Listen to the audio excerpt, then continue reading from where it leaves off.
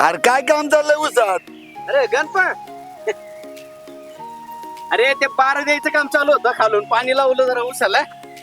म्हटलं चला आज जरा पाणी बी देऊन घेऊ. काय म्हणतो बोल. अरे तात्या, अरे त्या उसाला बेसोल डोस टाकला का नाही?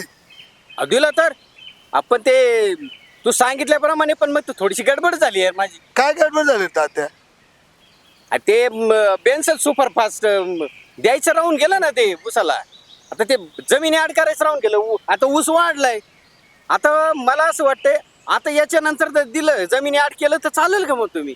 तात्या, अरे खत कोणतं बी असू द्या, हे माती आडच करावं लागतं. हे बघ, जेवढा त्याचा मातीशी संपर्क येईल तेवढं गंधक त्याला चांगल्या प्रमाणात भेटतं. ते जर आपण जमिनीवर टाकलं तर त्याच्यातलं गंधक उडून जाऊ शकतं. हा म्हणजे ते हिंदी गाण्याप्रमाणेच की. कोणतं गाणं? अरे ते गाणं नाही का हिंदी आपलं, परदे में रहने दो पर्दा ना उठाओ, म्हणजे त्याचीच नीती वापरली की आपण. पण गणपा मला सांग, हे बेनसेल्फ दिल्यानंतर किती दिवसांनी पिकाला गंधक भेटतं? तात्या, हा खताचा डोस आपण जर माती आड केला तर 5-6 दिवसात लागू होते. बरं का तात्या, ही क्रिया 2-3 महिने मंद गतीने चालू राहते. या काळामध्ये पिकाला गंधकाचा पुरवठा चांगला होत होता. त्या एकदा का लागवडीच्या वेळेस हा गंधक दिला तर तो शेवटपर्यंत पुरतो पिकाला.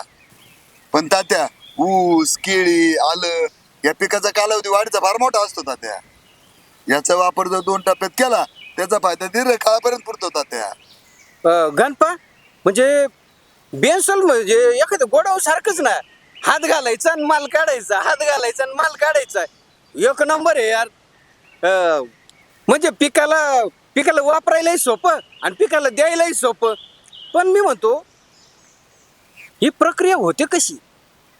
तात्या, मी तुला मागे सांगितलं ना, बेनसेल्फची मसुरीच्या डाळीप्रमाणे गुळी असते आणि ती एकदा जमिनीत पडली, पाण्याच्या संपर्कात आली का ती फुगते.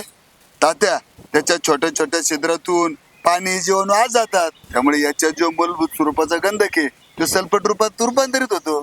तो पाण्यात पूर्ण विद्रावे, त्यामुळे गुळी बाहेर येते. पीक त्याला शोषून घेते. ही प्रक्रिया दीर्घकाळ चालते तात्या. पण आपण जर 1 महिन्याने जमीन उकरून पाहिलं ती गुळी आपल्याला अर्धी सापडते. पण तात्या, बरेच शेतकऱ्याला असं वाटतं या खतात काहीतरी प्रॉब्लेम आहे, पण तसं नसतं बरं का तात्या. गणपा तू जे सांगितलं ना हे सारं मला समजतंय, पटतंय. पण माझा मेन मुद्दा हा आहे, हे बेन्सल नेमकं पिकाला वापरायचं किती आणि कसं? तात्या, ऊस, टोमॅटो, फळं, आलं यांना एकरी 25 ते 30 किलो वापरावं लागतं.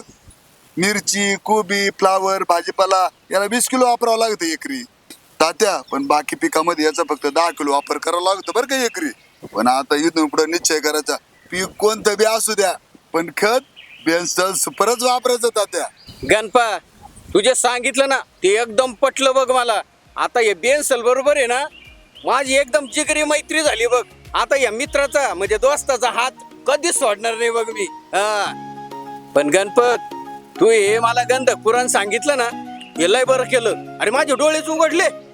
तात्या, इथं देर आहे पण दुरुस्त आहे.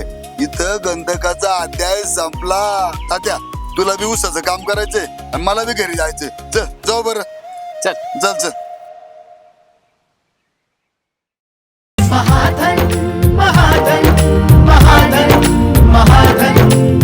महाधन